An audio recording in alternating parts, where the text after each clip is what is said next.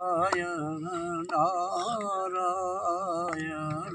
શ્રીમન નારાયણ નારાયણ નારાયણ શ્રીમન નારાયણ નારાયણ નારાયણ શ્રીમન નારાયણ નારાયણ નારાયણ શ્રીમન નારાયણ નારાયણ નારાયણ ભજમન નારાયણ નારાયણ નારાયણ શ્રીમન નારાયણ નારાયણ નારાયણ ભજમન નારાયણ નારાયણ નારાયણ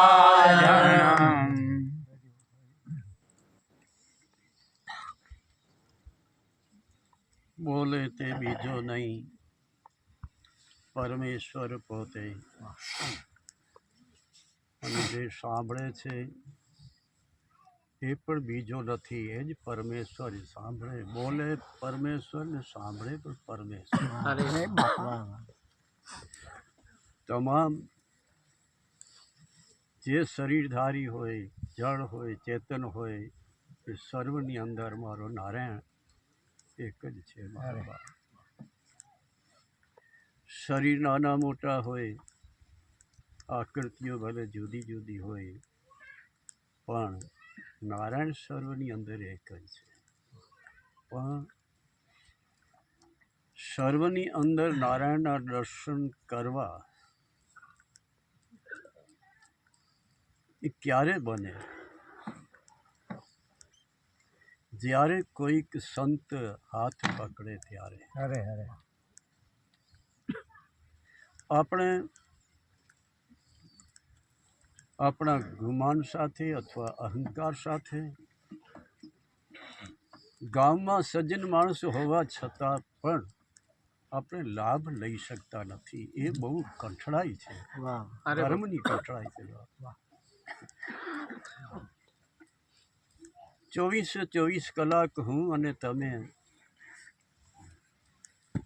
કામ ધંધા પૈસા પાછળ દોડ ચાલુ જ પડી છે. તો ક્યારેક તો માનવને એવું સમજવું જોઈએ ને કે હું માનવ છું, મારે મારો હિત કરવો છે, મારે આત્માનો ઉદ્ધાર કરવો છે. કોઈક સંતના ચરણ સેવા. સંત એમ નથી કહેતા કે તમે આવો ને વંદન કરો, એવું નથી બોલતા. સંત તો તમે જાઓ એટલે ખુશી ખુશી આનંદ આનંદ થઈ જાય એને કે ભલે આવ્યા ભલે આવ્યા. પણ હું અને તમે અહંકારના કારણથી એ લાભ લઈ શકતા નથી. મારા માયા કોઈ ખરાબ નથી, સંસાર કોઈ ખરાબ નથી. ભગવાને જે બનાવ્યું છે એ ઉત્તમ જ છે, સારું જ છે. પણ માયા સાથે કેવી રીતે રહેવું એ સંત સમજાવે. કારણ કે સંતનો અનુભવ છે, મારો અનુભવ નથી. એટલે માયા પાછળ જ પડ્યો છું. પણ સંતની પાસે તમે થોડી વાર બેસો અને પ્રસન્ન કરો તો એનો ઉત્તર તમારા કલ્યાણ માટે, હિત માટે જ હશે. માયાની જરૂર છે, સંસારની પણ જરૂર છે, અને જગતની પણ જરૂર છે બાપ. કારણ કે સર્વવ્યાપક પરમાત્મા છે, બધાની જરૂર છે. પણ જ્યાં સુધી મને જીવતા નથી આવડતું ત્યાં સુધી જ પીડા છે બાપ, ત્યાં સુધી પીડા છે. અરે બાપા, ગામમાં સંત હોવા છતાં સંતને મળવા ન જઈએ, આ કેટલું આપણને દુઃખ લાગે. મંગા ભગત ચેડા ભલે હાકો દેતા હોય કે જે એનો જે હૃદયનો ભાવ છે અતિ શુદ્ધ ભાવ છે, નિખાલસ ભાવ છે. થોડી વાર એની પાસે બેસો, એને પ્રશ્નોત્તરી કરો અરે અરે તો આપનો હિત થાય. મારા બાપ દેવદાસ બાપા ભલે ઓછું બોલે, તો કેટલી એની સુંદર ભાવના છે. જગત છોડવાની જરૂર નથી, સંસાર છોડવાની જરૂર નથી, અને જંગલમાં જઈને બેસવાની જરૂર નથી. કાંઈ જરૂર નથી. તમારે ભજન કરવું હોય તો ઘરમાં જ ભજન થાય. નહીં તો ઘણા તો ઘર છોડીને જંગલમાં ગયા, પણ ત્યાં પણ મનમાં સંસાર રહી ગયો. સંસારને, માયાને છોડવાની જરૂર નથી, પણ મનમાં રાખવાની જરૂર નથી. મનમાં સંસાર, ઘર એ મનમાં જ રાખવાનું. મન તો પરમાત્માનું છે, અને એ આપણને ભગવાનને અર્પણ કરવાનું છે. માયા દુઃખ આપે જ નહીં. જો આપણને માયાના પતિ સાથે જો સંબંધ થઈ ગયો, તો માયા તમને ભક્તિમાં મદદ કરે. એ જ માયા ભક્તિ બની જાય. શરીર આપણે કહીએ કે શરીર બાપા છે ને નથી, પણ છે ત્યાં સુધી તો લાભ લઈ લ્યો. મરવાનો તો છે જ, એ તો નિકી જ છે. જન્મ અને મરણ એ તો છે જ, પણ જ્યાં સુધી મારી હાજરી છે ત્યાં સુધી તો મારે લાભ લેવું જોઈએ ને. શરીરથી, એ શરીરની ખૂબ સેવાએ કરો. એવું નથી કે શરીરને તમે ફેગાવી લ્યો, ઉપવાસ કરો, વ્રત કરો, એની કોઈ જરૂર નથી. શરીરનું પોષણ કરો અને શરીરમાંથી ભગવાન નામ માટે, ભજન માટે કસ કાઢો. એને ઘસાવો, ભજન માટે એને ઘસાવો. રાત્રિનો સમય હોય કે બપોર હોય, જે હોય તે કોઈ સંત પાસે તમે દોડીને જાઓ, કોઈ સંતના ચરણ સેવો. આખો જગત છે. સંતો તો કોઈક વીરડા નીકળે છે. તેનું કારણ શું છે? કે માયામય જીવન જીવે છે. અને સંત છે માયા સાથે જોડાયેલા છે, છતાં માયાથી અલગ છે. એટલું ફરક છે. જેના મનની અંદર માયા નથી, મનની અંદર સંસાર નથી, મનની અંદર ઘર નથી, તો એ તો સભામાં બેઠો હોય, ચાહે એકલો બેઠો હોય, એ મુક્ત જ આત્મા છે ને.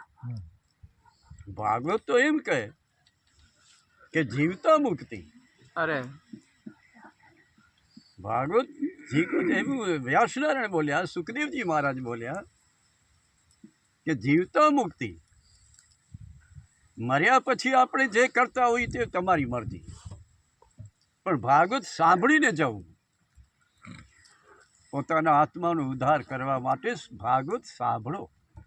અને પૈસો આપ્યો હોય પરમાત્મા તો ઘરે બેસાડો, એમાં કંઈ ખોટું નથી.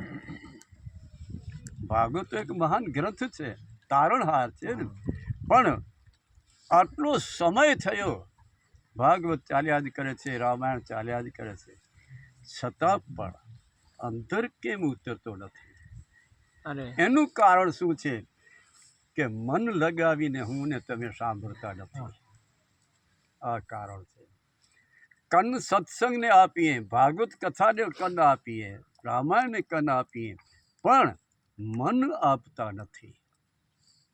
જ્યાં સુધી મનથી આપણે શ્રવણ ન કરીએ, મનથી જ્યાં સુધી શ્રવણ ન કરીએ, ત્યાં સુધી અંતઃકરણમાં એ રસ ઉતરે નહીં બાપ. અંતઃકરણ એ પરમાત્માનું સ્વરૂપ છે, એ કોઈ સાધારણ નથી. મન, બુદ્ધિ, ચિત્ત, અહંકાર, ચાર તત્વો મળી અને અંતઃકરણ કહેવાય.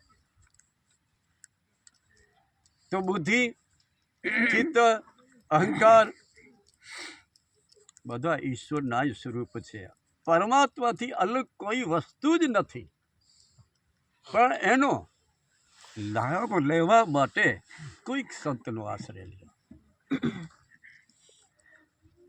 આપણી આટલી અવસ્થા થઈ, 60 વર્ષ સુધી પહોંચ્યા, 70થી પહોંચ્યા, 80 સુધી પહોંચ્યા, તો ક્યારેક એવું સમજાતું નથી કે હવે ભાઈબંધ નજીક આવે છે. હવે નજીક આવે છે ને, તો એ નજીક આવે છે તેથી પહેલા ડોંગરેજી મહારાજ બાપા કહેતા, રાજન સાવધાન. ડોંગરેજી બાપા, રાજન સાવધાન. સાવધાની નહીં કહેવાય, બસ જવાનીમાં જે થયું થયું, વૃદ્ધાવસ્થા થઈ, હવે તો આપણે હરિભજન કરવાનું છે. પરમાત્મા જવાનીમાં તો જે પૂર્વના જે કરેલા સત્કર્મ હોય, ભજન કરેલો હોય ને, તો જવાનીમાં થાય. તો વૃદ્ધ અવસ્થામાં તો સંતોનો સંગ કરો અને ભજન વધારો.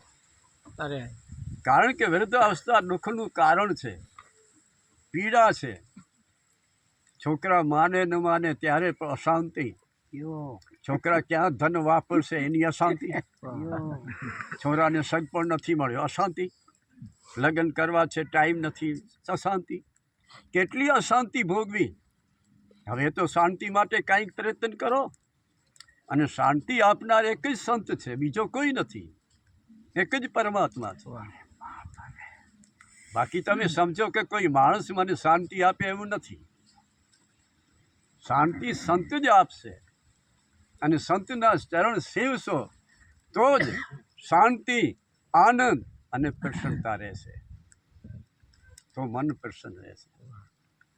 આજે વડીલો કેટલું છોકરાઓને સમજાવે, બેટા મેં જિંદગીમાં આટલું ભેગું કર્યું છે, તારે આવી રીતે વર્તન કરવું, આવી રીતે હવે એ ઉપાધિમાં પડવાની જરૂર નથી. હવે તો એવા વિચાર કરવા જોઈએ કે બેટા હવે તો હું રામનો છું ને રામ મારા છે. હવે હું ભગવાનનો છું. આ જે કંઈ કર્યું છે એ બધું તમારું છે, મારું નથી. હવે અને મહાપુરુષો એટલે સુધી કહ્યું છે કે વૃદ્ધ થાવ ને ત્યારે આ શરીરને એક ધમસરા માનજો, કે શરીર મારે છોડવું છે. જેમ આપણે જાત્રામાં જઈએ અને ધમસરામાં રહીએ અને એ ધમસરા પછી બીજા દિવસે છોડવી પડે, એવી રીતે આ શરીર છોડવું પડે છે. અને એમાં જો ભજન કરેલું હશે તો વળી પાછી આવી સુંદર ધમસરા મળી જશે. નહીં તો હલકી ધમસરા પણ મળે. તો જીવન એની કહેવાય, માનવ એની કહેવાય કે જે પોતાના આત્માનું હિત ઈચ્છતો હોય, પોતાના આત્માનું કલ્યાણ કરવા માટે જે પ્રયત્ન કરી રહ્યો છે એને ખરેખર માનવ છે. અને એને વંદન કરતા રહેજો, એને વંદન કરજો કે જે પોતાના આત્માનું કલ્યાણ કરવા માટે પ્રયત્ન કરી રહ્યો છે.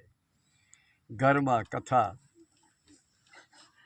સેવા, પૂજા, સ્મરણ, પતિ પત્ની એકબીજામાં આનંદથી રહેતા હોય, હરિભજન કરતા હોય, સવારનો સમય થાય ત્યારે ધ્યાન કરતા હોય, કે જે કંઈ કરતા હો તે હરિભજન કરો, પૃથ્વીમાને વંદન કરો. અને એક વાત એ છે કે બીજા દેવ છે એ ઠીક છે, પણ પ્રત્યક્ષ સૂર્યનારાયણ છે એ ઈશ્વર સ્વરૂપ છે. ગીતાજીમાં ભગવાન બોલ્યા છે કે સૂર્ય હું પોતે છું. તો પહેલાં સૂર્યનારાયણને વંદન કરજો, જે બુદ્ધિનું દાતાર છે, એને વંદન કરજો. તો ધીરે ધીરે મને અને તમને એટલું સમજવાનું છે કે ભગવાને આપણા ઉપર બહુ કૃપા કરી અને એક માનવ શરીર આપ્યો. અને માનવ શરીર એક સંસારમાંથી ઉઘરવાને માટે ભગવાને બારી આપી છે, બારી. જેવી રીતે લક્ષાગ્રહમાંથી મહાપુરુષે સૂચન આપ્યું અને ઉધર બતાવ્યો કે તમે કંઈક ઉદ્યમ કરો, તો તમે આ માનવ શરીરમાં ઉદ્યમ કરશો ને તો એ બારીમાંથી તમે પસાર થઈ જશો. સંસારને કે કોઈને ખરાબ તો કહેવાનું જ નહીં, કોઈની નિંદા કરવાની નહીં. સંત કોઈ દિવસ નિંદા ન કરે, સંત કોઈની વિશે ખરાબ કોઈને કહે જ નહીં. સંત તો પોતે પોતાને સુધારવા માટે સતત જાગૃત રહેતો હોય. મારામાં કોઈ દોષ ન આવે એના માટે સતત જાગૃત રહેતો હોય સંત. તમે કડવી વાણી બોલો તેથી એનો મગજ નહીં ફરે, ક્યારે પણ નહીં ફરે. એ પ્રસન્ન જ હશે, કારણ કે એ સમજે એનો સ્વભાવ છે, એમાં મારે શું. એકનાથ મહારાજ ઉપર કેટલી થૂકો નાખી, છતાં હસતો ચહેરે. પેલા ભાઈએ વંદન કર્યું કે મેં પાપ કર્યો, તમને દુઃખો આપ્યો. કે નાના કાંઈ નહીં, તારી તો કૃપા થઈ, 100 વાર મેં સ્નાન કર્યું ગંગાજીમાં. આ છે સંતનો સ્વભાવ. તમે જે કહેતા હો તે, પણ સંતના મન ઉપર તમારા કડવા શબ્દની અસર નહીં હોય. પણ જો તમે રામકથા ભાગવત કથાનો જો પ્રશ્ન પૂછશો તો એના મન ઉપર એક ઘણ વજ્યાર કરશે.